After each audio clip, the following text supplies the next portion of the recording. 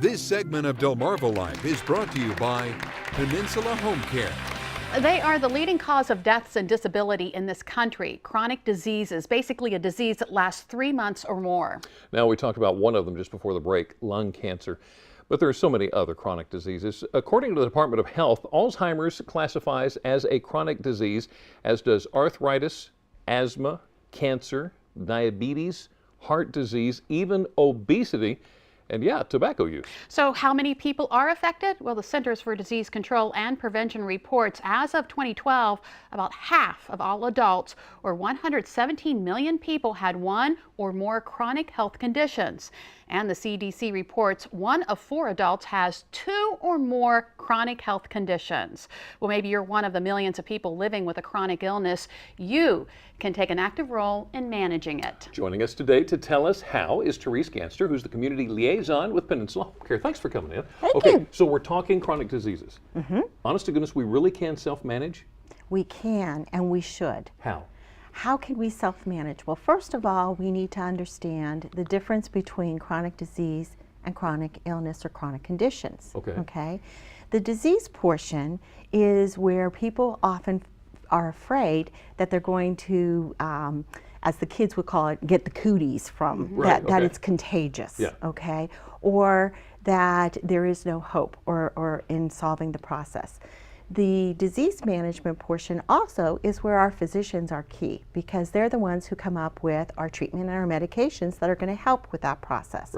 But what the condition portion of that is the symptoms, all of the things that happen with that condition or that illness. And how can we control those symptoms to have a better, healthier life and become more independent? All right, so why is self-management important to patients? It's important because it gives them control.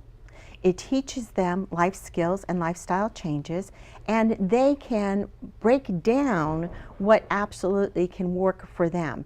An example would be, we all know that we're supposed to drink 8 glasses of water a day.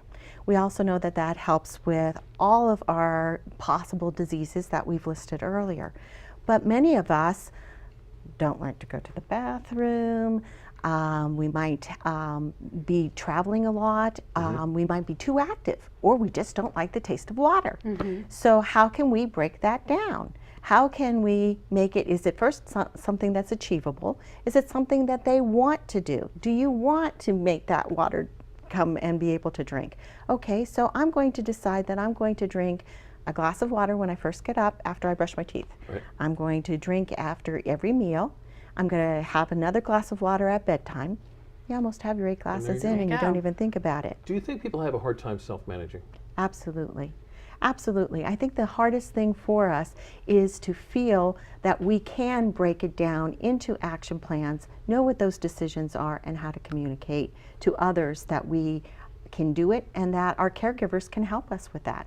And that's why Peninsula Home Care is holding these self-management workshops. Tell us about them. Absolutely. We partner, okay? It is a Stanford University program, and our Maryland branches have been doing this for almost a year now. And they have partnered with MAC and PRMC and some of other key areas, and they have progressed greatly in that process of providing those services. I live in Delaware. I live in Sussex County, and the trainers are just beginning to become more enveloped in Sussex County. Kent and Newcastle have been doing this with the training with the Division of Public Health for a very long period of time. We're trying to get the word out to Sussex County so that they know that these are available. So what kind of things would we learn? What would we learn? Well, we would learn our weight management. We would learn problem solving, action planning and goal setting, mind-body connection, which is your stress management relief. Medication use and management, which is very important. Communication, not only with your physician, which is very important, but with your loved one and your caregiver. And that becomes key in us trying to manage our skills, because many times we're frustrated. People don't hear what we're trying to do, and they don't understand where we're at. What kind of tools are going to be used at the workshops? The tools. Let's talk about a self-management tool process, but we have, before we go there, we're going to go to the symptom cycle. Okay. These are the conditions that we were talking about, the symptoms when we're trying to work. You can start that cycle at any place. So let's talk about shortness of breath. You're having difficulty breathing, and you maybe don't have your medications in tow, and you don't know exactly how to take them correctly, or you're doing more than you should be doing. Causes fatigue. Okay. The fatigue causes you not to be able to sleep, and it goes on and on. Now let's get to tools. The tools are a toolbox. Yeah. I love this, okay? If you see, our key one is highlighted with action planning.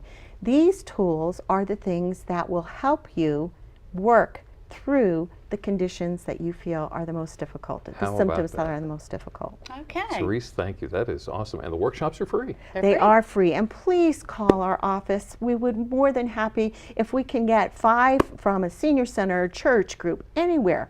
We will get that group together and start working in the 6-week program. All right, Therese, thank you so Thank much. you. And to read more from Peninsula Home Care or to learn more about the upcoming workshops, go to wvoc.com and click on our picture at the top of the page.